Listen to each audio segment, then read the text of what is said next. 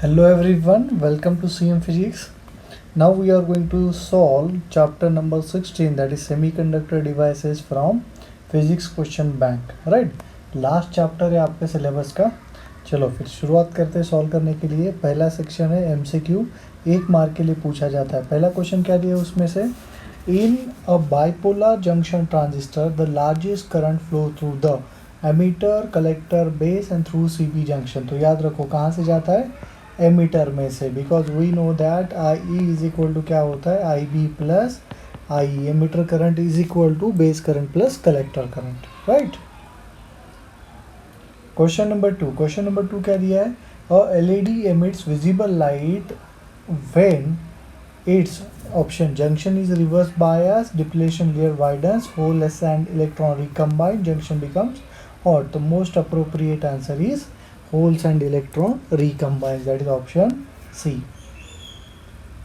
Third question क्या दिया है, solar cell operates on a principle of diffusion, recombination, photovoltaic action, carrier flow. तो correct option is photovoltaic action. Right. Question number 4, the Boolean expression for exclusive or gate is. तो exclusive or gate क्या होता है, that is y is equal to a bar b plus a b bar. मतलब इसी को क्या लिखा जा सकता है, a XOR b मतलब option b is a correct one. Moving toward the next question, that is question number 5. क्या दिया है, in common base configuration the transistor has a emitter current of 10 milli ampere. Emitter current कितना दिया आपको, 10 milli ampere. collector current is 9.8 milli ampere. The value of base current is. तो देखो हमें तो रिलेशन पता है ना कि एमीटर करंट क्या होता है, emitter current is equal to base current plus collector current. तो बेस करंट क्या आ जाएगा, emitter current that is 10 minus collector 9.8. 10 minus 9.8 is 0.2 milli ampere. तो correct option is option C. Right. Question number 6 क्या दिया, क्वेश्चन नंबर 6 में कि beta is equal to 75 है, IE is equal to 7.5 milli ampere. तो बोलो अल्फ़ा कितना आएगा. तो हालांकि अगर आपको बीटा पता है एंड अल्फ़ा पूछा गया तो IE की ज़रूरत नहीं, क्योंकि हमारे पास डायरेक्ट रिलेशन है अल्फ़ा एंड बीटा का. अल्फ़ा होता है beta divided by 1 plus beta. मतलब ये क्या आएगा, 75 डिवाइड बाय 1 प्लस 75. तो ये क्या आ जाएगा, सॉल्व करोगे तो 75 बाई 76. मतलब ये अप्रॉक्सीमेटली लेस देन 1 आ जाएगा. देखो लेस देन 1 मतलब ये वाला होगा और 1 के पास है, क्योंकि 75 76 में ज़्यादा डिफरेंस नहीं है ना. तो इसका एक्चुअल में आंसर आता है 0.986. तो option D is a correct one. तो यहाँ पे जो IE 7.5 मिली एम्पियर दिए वो सिर्फ कन्फ्यूजन करने के लिए दिया है. क्वेश्चन नंबर 7 क्या दिया, क्वेश्चन नंबर 7 में in a transistor amplifier IC is equal to कितना है, 5.5 मिली एम्पियर. IE कितना दिया आपको, 5.6 मिली एम्पियर. आपसे क्या पूछा है, बीटा. अभी ये बीटा का फॉर्मूला क्या होता है, बीटा होता है collector current upon base current. Right.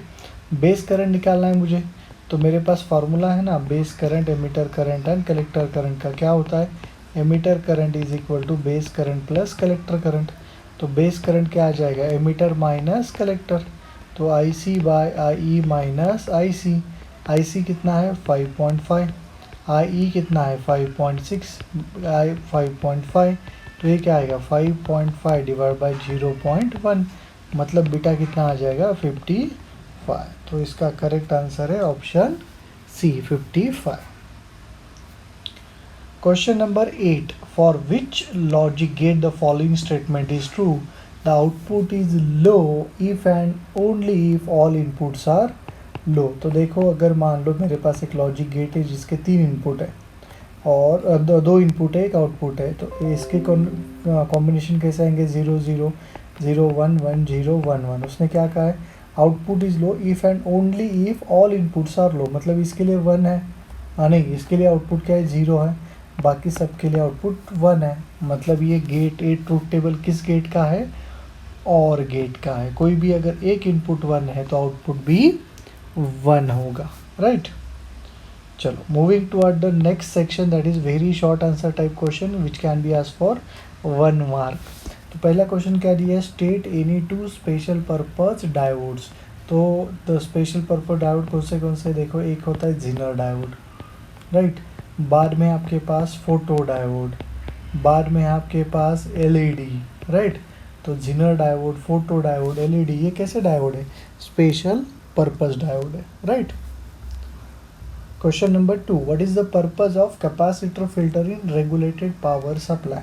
तो ये जो कैपेसिटर फिल्टर है ना, बेसिकली फिल्टर किस लिए यूज किया जाता है, देखो filter, capacitor filter is use to remove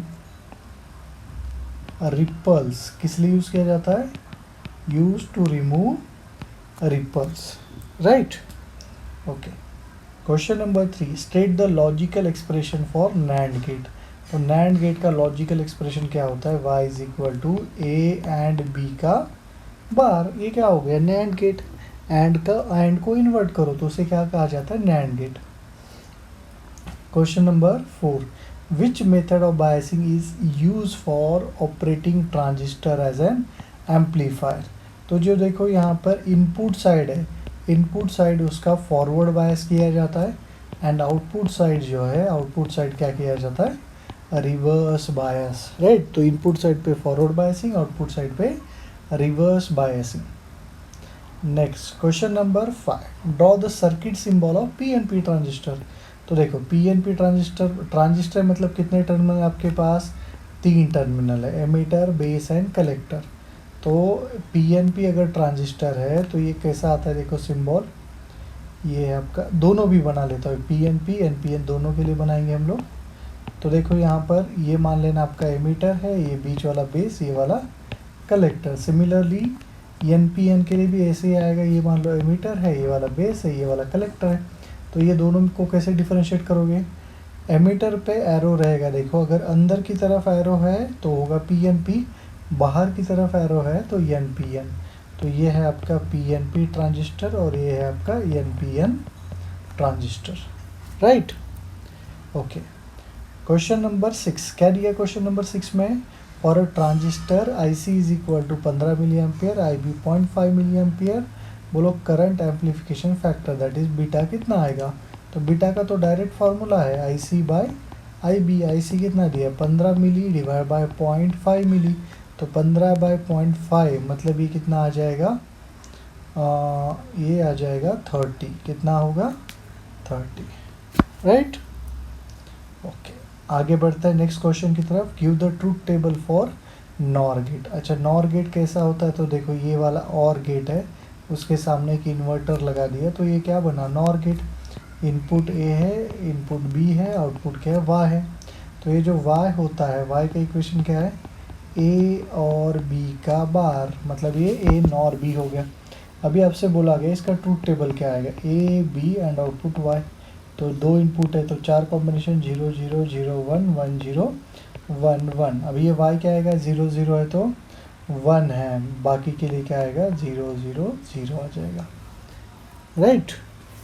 okay, question number 8, what is the need of rectification in regulated power supply. ये भी इम्पॉर्टेंट क्वेश्चन है, थ्योरेटिकल क्वेश्चन। क्या है देखो, generation of AC at a power station is more cost effective than producing DC power. The transmission of AC power is also more economic than transmitting DC power. This old AC voltage varies sinusoidally. In India, it is 230 volt and has a frequency of 50 Hz. There are many electronic gadgets such as TV, mobile chargers which require a DC supply. Therefore, it is necessary to convert AC voltage into DC voltage, right? तो regulated power supply की क्या ज़रूरत है कि हमारे पास AC supply generate करता है हम लोग, बट हमारे गैजेट किसके ऊपर वर्क करते हैं, DC के ऊपर। तो DC मतलब क्या आपका रेगुलेटेड पावर सप्लाई, राइट। तो उसको कन्वर्ट करना पड़ता है, राइट।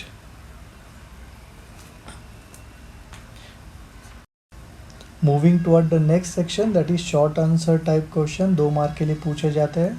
पहला क्वेश्चन क्या दिया है, देखो इसने, draw NEET labelled circuit diagram of full wave rectifier using semiconductor diode. तो आपको ये वाला डायग्राम वहाँ पे ड्रॉ करना है अच्छे से, राइट। चलो आगे बढ़ते हैं क्वेश्चन नंबर 2 की तरफ। क्या दिया क्वेश्चन नंबर 2 में? Draw neat label diagram for transistor as a common emitter amplifier. तो ये उसका डायग्राम है। सिर्फ इसके ऊपर जनरल डायग्राम के क्वेश्चन आने के बहुत सारे चांसेस हैं। Next question number 3, state any two advantage and disadvantage of photo diode. तो एडवांटेज क्या है? Quick response when expose to light, जैसे लाइट गिरेगा वो क्या करेगा? कन्वर्ट करेगा। बाद में लीनियर रिस्पॉन्स होता है, हाई स्पीड है, लाइट वेट है, कॉम्पैक्ट साइज है, वाइड स्पेक्ट्रल रिस्पॉन्स है एंड लो कॉस्ट है, राइट। डिसएडवांटेज क्या है? Its properties are temperature dependent, temperature change होगा तो प्रॉपर्टीज़ भी चेंज होगा, एंड लो रिवर्स करंट होता है। ये दो इसके डिसएडवांटेज है। चलो आगे बढ़ते हैं क्वेश्चन नंबर 4 की तरफ। क्या है question number 4? Advantages of full wave rectifier. तो क्या advantages? Rectification takes place in both the cycles of AC input, right. तो जो भी पूरा का पूरा रहा है 100% वो रेक्टिफाई करता है। Efficiency of full wave rectifier is greater than half wave rectifier, and the ripple in a full wave rectifier is less than that of half wave rectifier, right. Next, define current amplification factor alpha DC and beta DC, obtain the relation between them। तो पहला देखो alpha DC। अभी ये alpha जो होता है, alpha क्या है?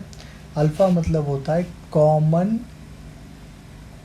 कौन सा गेन होता है? अल्फा मतलब कॉमन बेस करंट गेन। कौन सा गेन है? Common base current gain. तो कॉमन बेस कॉमन है तो आउटपुट में कलेक्टर रहेगा, इनपुट में एमिटर रहेगा। तो it is the ratio of collector current to the emitter current. And number 2 आपका बीटा। बीटा क्या होता है? Common emitter current gain. तो आउटपुट में कलेक्टर है तो इनपुट में बेस है, तो beta is the ratio of collector current to the base current. अभी ये दोनों में रिलेशन क्या है? देखो हमें पता है कि आई ई इज इक्वल टू क्या होता है? आई बी प्लस आई सी।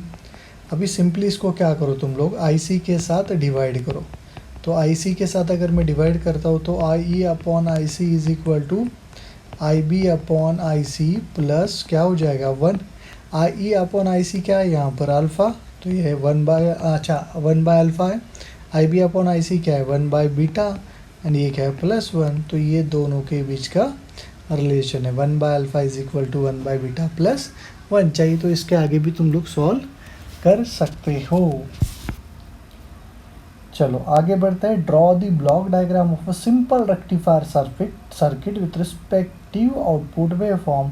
तो आपके पास कैसा है? सिंपल रेक्टिफायर मतलब हाफ वेव रेक्टिफायर। तो हाफ वेव रेक्टिफायर मतलब एक ही डायोड होता है एंड वो एक ही साइकिल कन्वर्ट करता है, सेकंड साइकिल वो ब्लॉक कर देता है। तो ये प्रॉपरली डायग्राम बनाना, यहाँ पर आपको मार्क मिल जाएगा। Question number 7, give truth table and Boolean expression for this following gate. तो देखो यहाँ पे ये पहला जो गेट दिया है ये क्या है? एंड गेट है। सेकंड गेट क्या है? नॉट गेट है।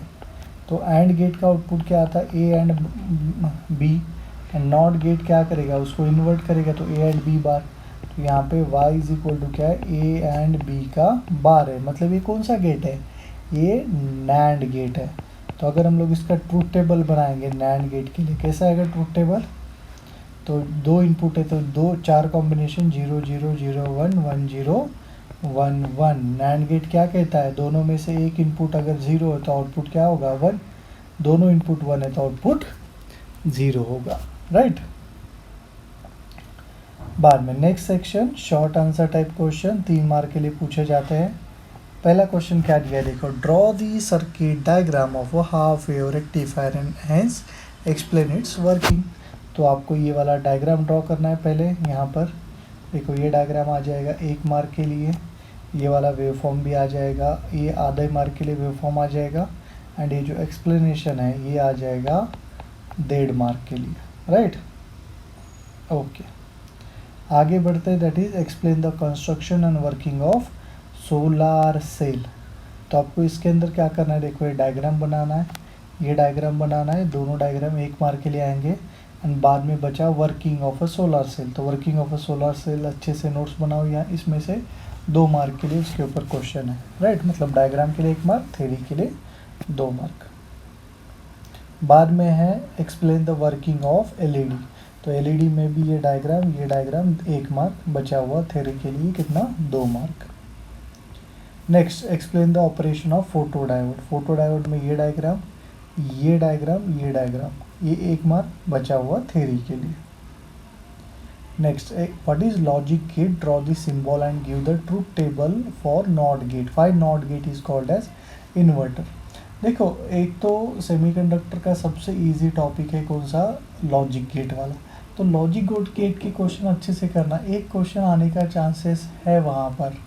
तो लॉजिक गेट क्या होता है, लॉजिक गेट बेसिकली एक स्विच है। तो देखो यहाँ पे दिया है अ डिजिटल सर्किट विथ 1 और more input signal but only 1 output signal is called as logic gate, right. Okay, बाद में क्या है, draw the symbol and truth table for not gate. तो ये नॉट गेट है आपका, राइट। ये उसका ट्रूथ टेबल है, इनपुट 0 दिया तो आउटपुट 1 आता है, 1 दिया तो 0 आता है।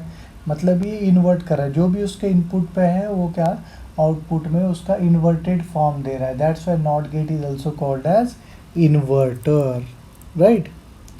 ओके, चलो moving toward the next question, explain the working of PNP transistor, right. अब ये जो पीएनपी ट्रांजिस्टर है, आगे जाके मैं एनपीएन ट्रांजिस्टर एक्सप्लेन करूंगा। तो एनपीएन ट्रांजिस्टर पीएनपी ट्रांजिस्टर का working is same as NPN transistor, सिर्फ थोड़ा सा डिफरेंस होगा, वो बाद में एक्सप्लेन करता हूँ मैं। बाद में यहाँ पे draw the circuit symbol of, अच्छा ये वाला तो हम लोगों ने पहले देखा है, circuit symbol of NPN and PNP transistor, right. अरे इन्होंने गलत दिया है क्या ये वाला सिंबल्स, नहीं ये गलत दिया है। ये एक्चुअल में ये पीएनपी ट्रांजिस्टर है, ये एनपीएन ट्रांजिस्टर है। एनपीएन के लिए एरो बाहर की तरफ होता है, पीएनपी के लिए एरो अंदर की तरफ होता है, राइट। ओके, एमीटर क्या होता है, हेवीली डोप लेयर है, base it is a lightly और very lightly dope layer. Collector क्या है, मीडियमली डोप्ड लेयर है। सबसे ज़्यादा साइज होता है कलेक्टर का, बाद में आता है एमीटर का, सबसे छोटा साइज है बेस का।